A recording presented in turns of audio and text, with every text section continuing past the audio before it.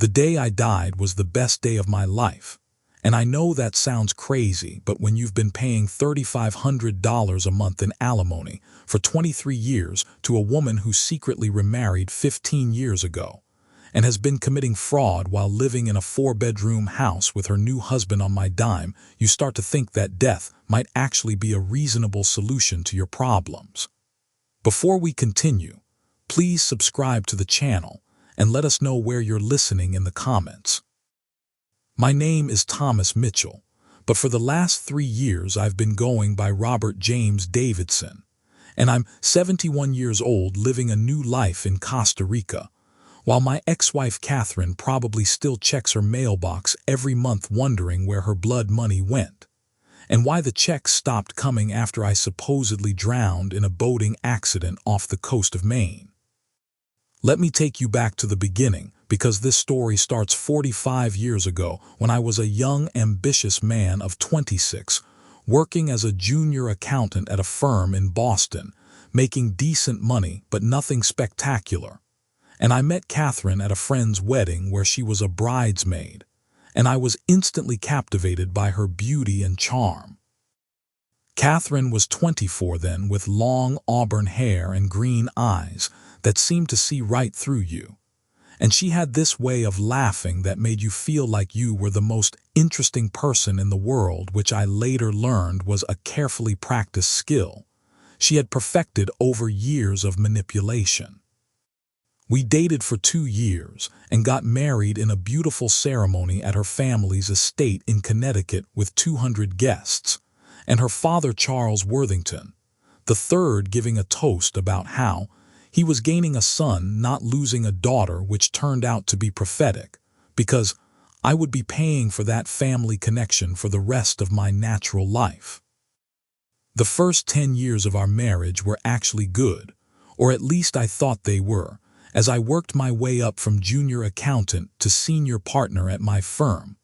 eventually starting my own practice that specialized in corporate tax law, while Catherine played the role of supportive wife, hosting dinner parties and managing our social calendar.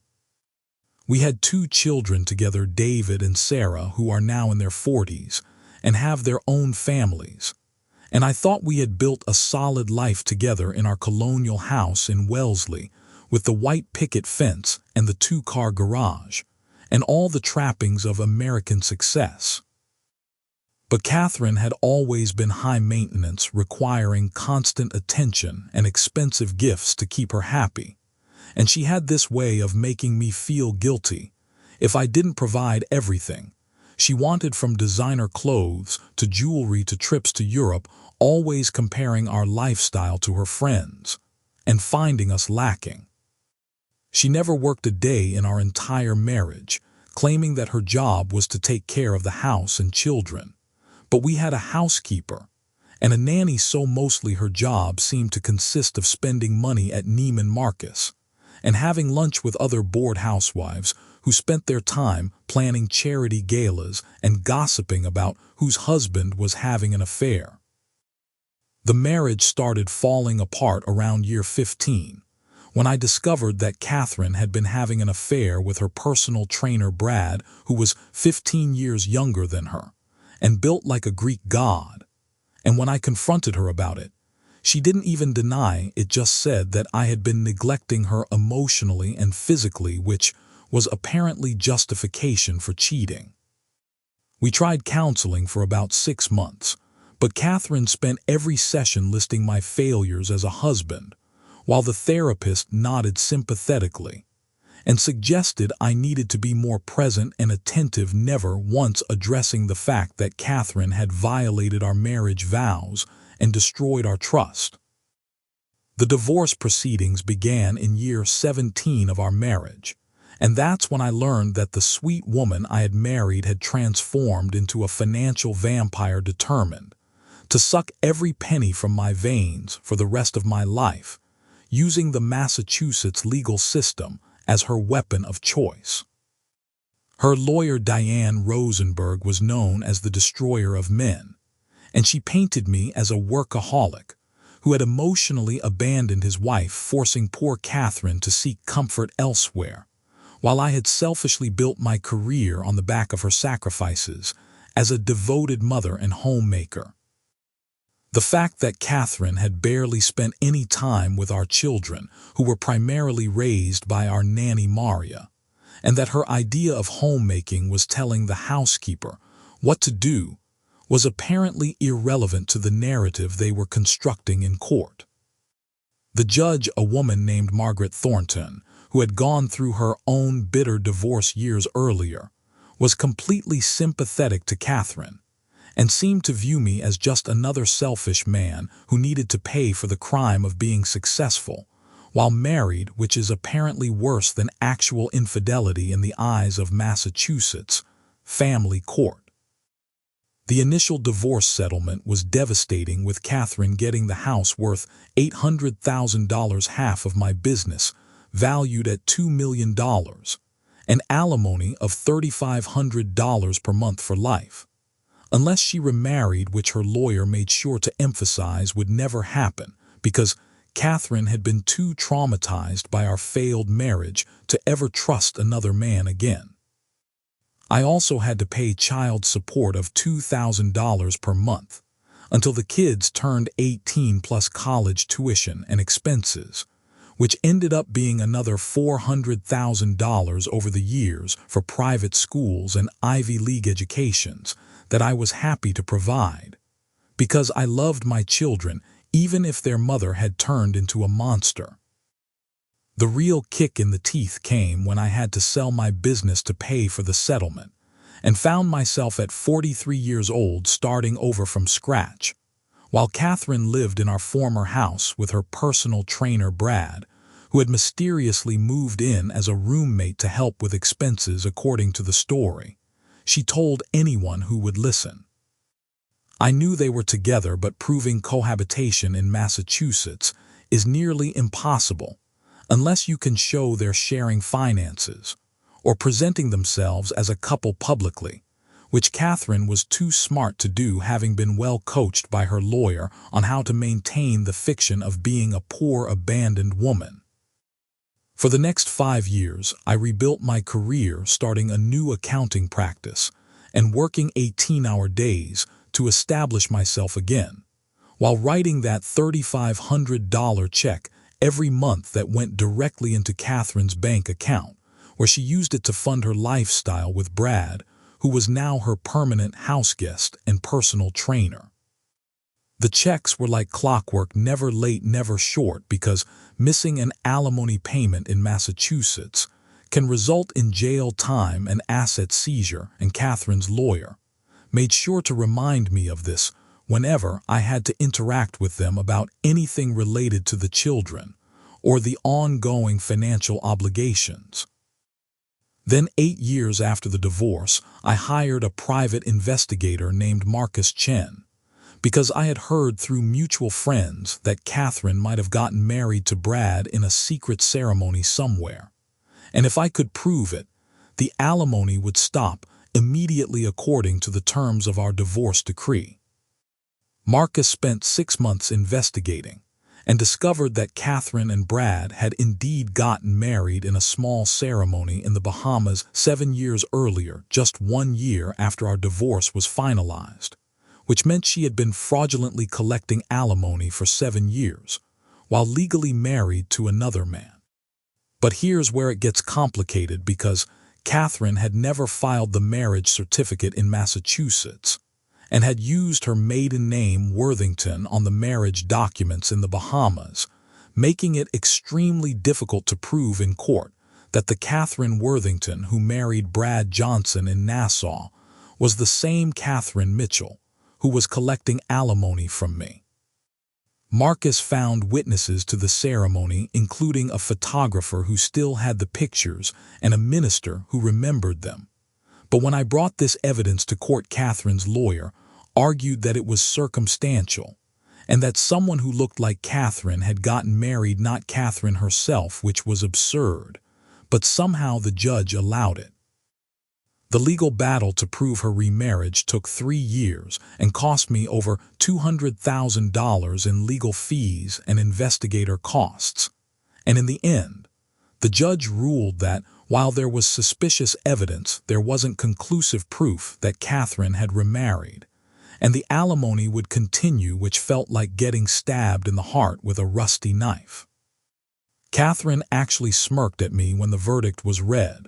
and her lawyer had the audacity to ask for my legal fees to be paid by me as well, since I had brought a frivolous lawsuit, which thankfully the judge denied. But the message was clear that the system was completely rigged against me. By this point, I was 60 years old and had been paying alimony for 15 years, totaling $630,000 to a woman who was definitely married to another man and living a life of luxury, while I worked myself to death to support her fraud. And I realized that the only way out was something drastic. I started researching what would happen if I died, and discovered that alimony obligations end at death, which seems obvious,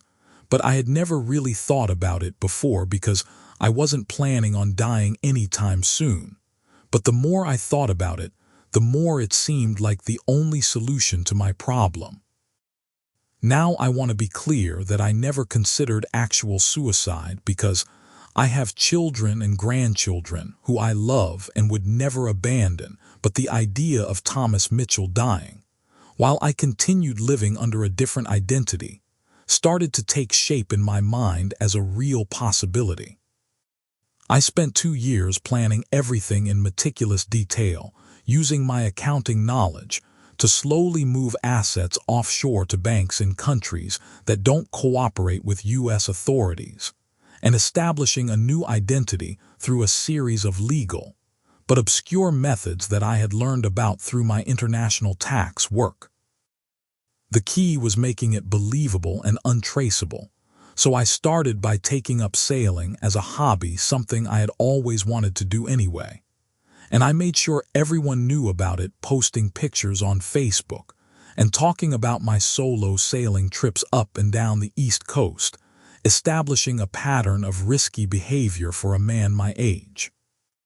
I also started expressing depression and frustration about my financial situation to select friends and family members, not enough to worry them into intervention, but enough that when I disappeared, they would think the pressure had gotten to me, and I had done something desperate which would make the suicide by drowning story more believable. The plan required liquidating my assets slowly and carefully over 18 months, converting everything to cash and cryptocurrency, which I then moved through a series of international transfers that would be nearly impossible to trace, eventually ending up in accounts in Costa Rica and Panama under my new identity, Robert James Davidson. I obtained the Robert Davidson identity through completely legal means by changing my name in a small county in Nevada, where such things are routine, and easy then using that documentation to get a new social security number, due to a clerical error that I may have helped facilitate through my knowledge of government bureaucracy and systematic inefficiencies. With my new identity established, I began building a life for Robert Davidson, including a credit history, employment records, and even a fake, but convincing backstory as a retired teacher from Arizona, who had decided to move to Central America for his health, which nobody down there ever questioned, because it was such a common story among expats. 6 months before my death, I took out a large life insurance policy with Catherine as the beneficiary, which would seem like a generous gesture from a guilty ex-husband, but which I knew would never pay out because insurance companies don't pay for suicides, especially suspicious ones, and the investigation would keep Catherine tied up in legal proceedings for years. The day of my death was carefully chosen for October 15th, when I knew there would be a severe storm system moving through the Atlantic, because I had been tracking weather patterns for months, and this would provide the perfect cover for a boating accident that would leave no body to recover. I sailed out of Gloucester Harbor at dawn, telling the harbor master I was heading to Portsmouth for the day, and making sure several people saw me leave, including Tom Bradley, who ran the bait shop, and always remembered everyone who came through because his memory for faces was legendary and would be crucial for establishing my final movements.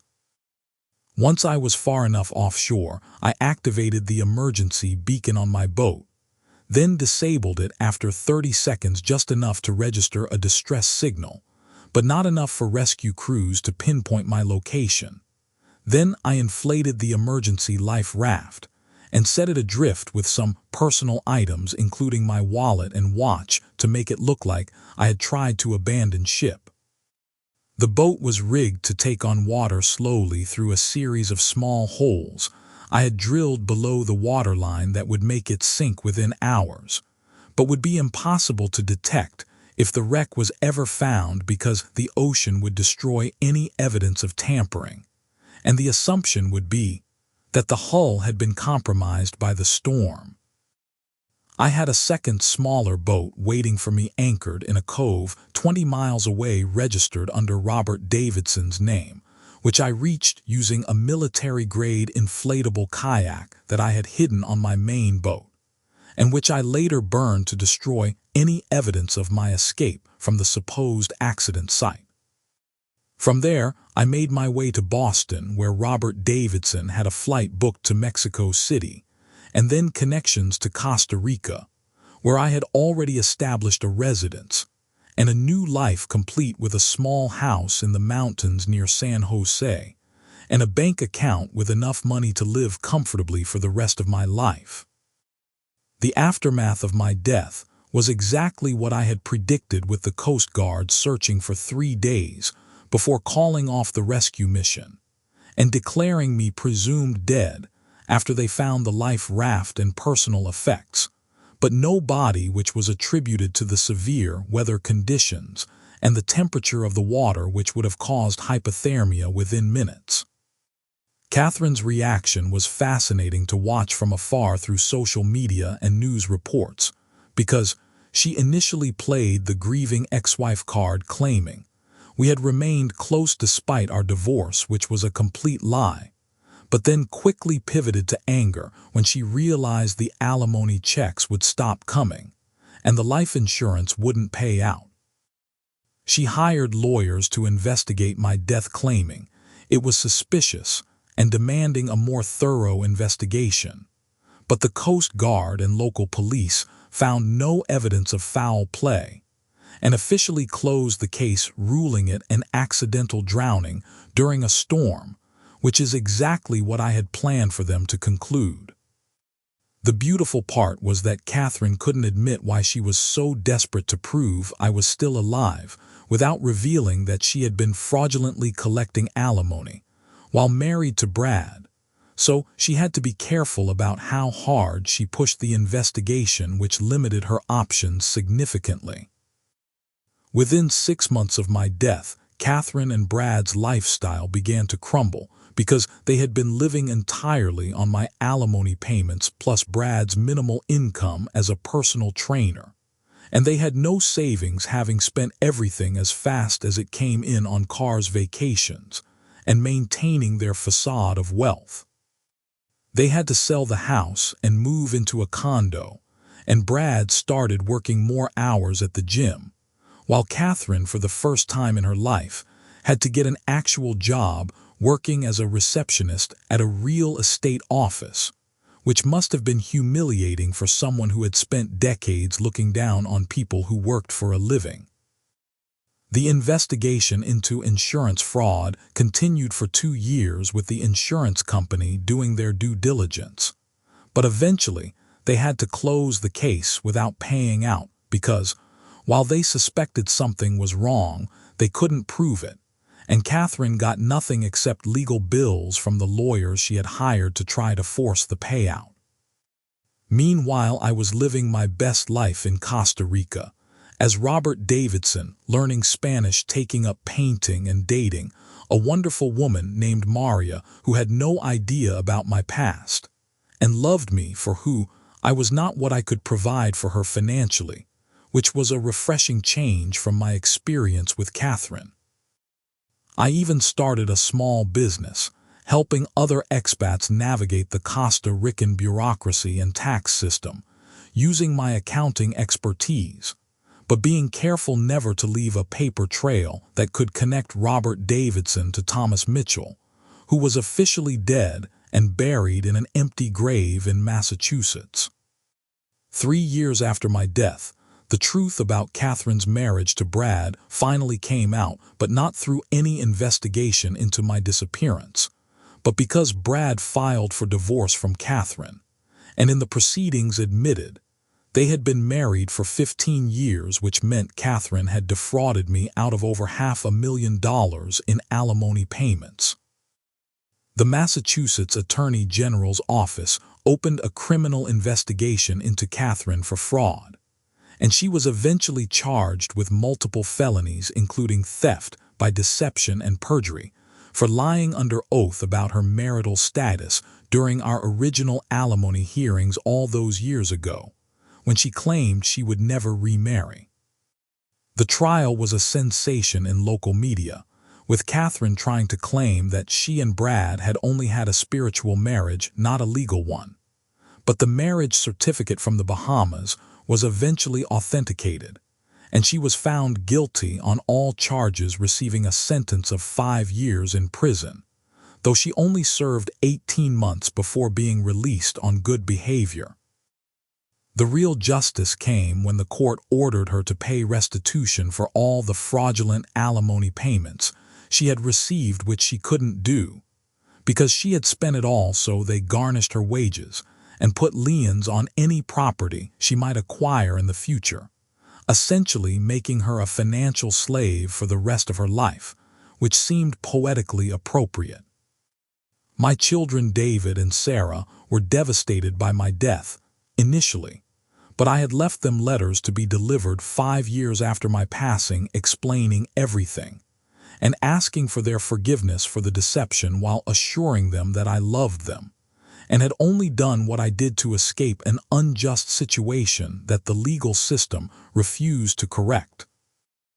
David understood immediately, and even sent a message through encrypted channels that he had figured out I might still be alive, and that he was happy I had found peace, while Sarah took longer to forgive me, but eventually came to understand that her mother had driven me to desperate measures through her greed and deception. I've been living as Robert Davidson for 3 years now, and I've never been happier teaching English to local children, volunteering at an animal shelter, and enjoying sunsets from my porch, overlooking the Central Valley, knowing that I'm finally free from the financial vampire who sucked my blood for 23 years. Sometimes I think about revealing myself just to see the look on Catherine's face when she realizes I outsmarted her. But that would mean giving up this peaceful life I've built, and potentially facing legal consequences for faking my death, though my lawyer friends here tell me that's not actually illegal if you don't commit fraud, which technically I didn't, since I never collected insurance or benefits from being dead. The irony is that if Catherine had just been honest about her remarriage, she would have continued living comfortably on Brad's income and the assets she got in our divorce, but her greed and need to punish me for the crime of divorcing her led to her complete downfall and a criminal record that will follow her forever. I know some people will judge me for what I did and say I should have kept fighting through legal channels, but when you've spent 2 decades paying for someone else's life while they commit fraud, and the system designed to protect you instead enables your abuser, sometimes you have to create your own justice, even if it means dying to find freedom.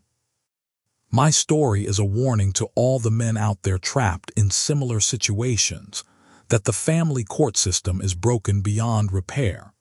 and sometimes the only way to win a rigged game is to stop playing entirely, even if that means taking drastic measures that you never thought you would consider when you were young and believed in fairness and justice. But it's also a story of hope, because I'm proof that you can start over at any age and build a new life free from the parasites who drain your resources and soul. And that sometimes the best revenge is simply disappearing and living well while they struggle with the consequences of their own greed and dishonesty. I watch the sun set over the mountains every evening now, and I think about how different my life would have been if I had never met Catherine, or if she had been the person she pretended to be when we were young. But I don't dwell on it because the past is dead, just like Thomas Mitchell and Robert Davidson is focused on the future. The last thing I heard through my network of informants back in Massachusetts is that Catherine is working 2 jobs to pay her restitution and living in a studio apartment with no car and no prospects, while Brad has moved on to his next victim, a widow in her 60s, with a nice pension who has no idea what she's getting into. But that's not my problem anymore. Sometimes justice comes from the courts, and sometimes it comes from karma, and sometimes you have to create it yourself by any means necessary. And while I'm not proud of everything I did to get here, I'm at peace with my choices, because the alternative was dying slowly while feeding a parasite who felt entitled to my life's work. If my story helps even one man escape a similar situation or avoid getting into one in the first place, then sharing it will have been worth the risk, and maybe someday the laws will change to prevent the kind of legal slavery that alimony has become. But until then, men need to protect themselves by any means necessary. I'm 71 years old now, and I probably have another 10 or 15 years left if I'm lucky, and I plan to spend every day of it living freely and authentically as Robert Davidson, the retired teacher who moved to paradise, rather than Thomas Mitchell, the fool who spent half his life paying for a marriage that ended decades ago. The moral of my story is simple: that sometimes the only way to stop being a victim is to stop existing in the system that victimizes you. And while I don't recommend faking your death to everyone, it worked for me, and I have no regrets except perhaps that I didn't do it sooner and save myself another decade of financial servitude. To those who say I'm a coward for running away, I say that there's nothing cowardly about refusing to participate in your own exploitation, and that true courage sometimes means walking away from a fight you can't win and starting fresh somewhere where the rules are different and the playing field is level. My ex-wife Catherine thought she had won the lottery when she divorced me and secured lifetime alimony, but she never considered that lottery tickets can be voided, and that the bank might close, and that sometimes the best way to stop paying is to declare bankruptcy, not financially, but existentially, by ceasing to exist as the person who owes the debt. I think about the 23 years I spent writing those checks every month, feeling that rage and resentment building up inside me like pressure in a boiler. And I realize now that I was slowly dying anyway from the stress and anger, and that faking my death was actually a way of choosing life, just not the life that the court system had condemned me to live. There's a beautiful Spanish phrase here in Costa Rica, pura vida, which means pure life, and that's what I have now: a pure life free from the contamination of Catherine's greed and the corruption of a legal system that enables financial abuse in the name of justice and equality that exists only for one side of the equation. Every morning, I wake up to the sound of howler monkeys and tropical birds, instead of alarm clocks and anxiety about making enough money to cover my alimony payments. And I make coffee with beans grown on the mountain behind my house. And I sit on my porch and read books I always wanted to read, but never had time for when I was working myself to death. I've made friends here with other expats who have their own stories of escape from various forms of oppression, and we laugh about our past lives like veterans of a war we're glad to have survived, and we never judge each other for the choices we made to find freedom, because we all understand that sometimes survival requires extreme measures. My girlfriend Maria thinks Robert Davidson is the kindest, most generous man she's ever met. And she's not wrong, because Robert Davidson doesn't carry the baggage and bitterness that Thomas Mitchell accumulated over decades of injustice. And Robert can love freely without the fear of being exploited, because he learned from Thomas's mistakes. The children I teach English to call me Professor Roberto, and they think I'm just another old gringo who came here to retire. But I'm actually teaching them important lessons about standing up for yourself and never accepting unfair treatment, and always having an exit strategy, because you never know when you might need to completely reinvent yourself to survive. I sometimes wonder what would have happened if I had met Maria instead of Catherine all those years ago, and whether my life would have been different. But I've learned that wondering about alternate timelines is pointless, because we can only live in the reality we've created through our choices, and my choice to die was actually a choice to live. The investigation into my death has been officially closed for 2 years now, and the insurance company has written off the claim, and Catherine is serving her probation and paying her restitution. And everyone has moved on except for the fact that Thomas Mitchell still receives occasional mail at his old addresses, offering him credit cards and deals on life insurance, which is ironic considering he's already dead. I keep a photo of my old life in a drawer, not out of nostalgia, but as a reminder of what I escaped from, and sometimes I look at it and see a man who aged 20 years in a decade from the stress of being a financial slave. And I'm grateful that man found the courage to engineer his own death and resurrection as someone free. There's an epilogue to this story that's still being written, because Catherine recently tried to have Thomas Mitchell declared officially dead, rather than just presumed dead, so she could try to claim some Social Security benefits or pension rights. But the court requires 7 years for that declaration, and it's only been 3, so she has to wait another 4 years to potentially get nothing, because Thomas Mitchell made sure his benefits died with him. Meanwhile, Robert Davidson is considering buying a small hotel here in Costa Rica, and maybe getting married to Maria in a simple ceremony on the beach, with just a few friends and no lawyers or contracts or discussions of assets. Because that's how love should be, simple and uncomplicated by financial considerations and legal obligations that turn romance into a business transaction.